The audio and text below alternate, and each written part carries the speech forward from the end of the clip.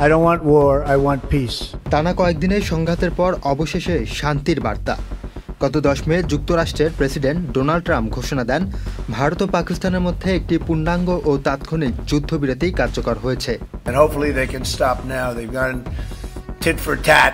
তিনি জানান এই যুদ্ধবিরতি সম্ভব হয়েছে যুক্তরাষ্ট্রের সক্রিয় কূটনৈতিক মধ্যস্থতায়। Good relationships with both and I want to see it stop. And if I can do anything to help, I will be there. মার্কিন গণমাধ্যম থেকে জানা যায় আরও ভয়াবহ রূপ নেওয়ার আশঙ্কায় যুক্তরাষ্ট্রের ভাইস প্রেসিডেন্ট জেডি ভ্যান্স, পররাষ্ট্রমন্ত্রী মার্কো রুবিও এবং হোয়াইট হাউসের চিফ অফ স্টাফ সুজি ওয়েলস এই মধ্যস্থতায় গুরুত্বপূর্ণ ভূমিকা রাখেন। সূত্র জানায় জেডি ভ্যান্স ভারতের প্রধানমন্ত্রী নরেন্দ্র মোদীকে সম্ভাব্য বিপর্যয়ের বিষয়ে সতর্ক করেন এবং পাকিস্তানের সঙ্গে সরাসরি আলোচনার পরামর্শ দেন। বিশ্বজুড়ে এই যুদ্ধবিরতির খবরে স্বস্তির নিঃশ্বাস পড়েছে, বিশেষত পারমাণবিক যুদ্ধের আশঙ্কা ঘিরে। ইস্পাহানি বেকারি ফ্রেশ, স্বাদের আবেশে একটু আয়েশ। একটি গবেষণায় বলা হয়েছিল এমন সংঘাতে মাত্র এক সপ্তাহে প্রাণ হারাতে পারেন প্রায় 12.5 কোটি মানুষ।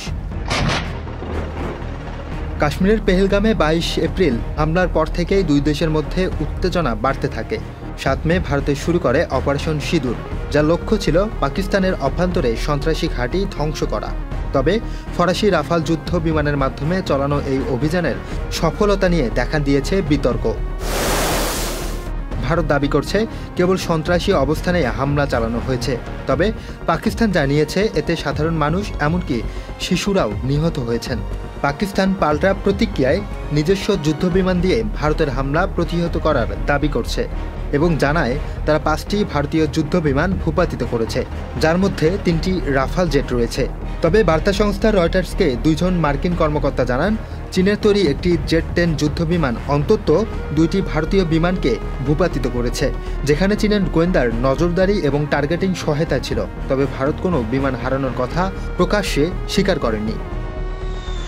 Moon Chowdhury, channel I.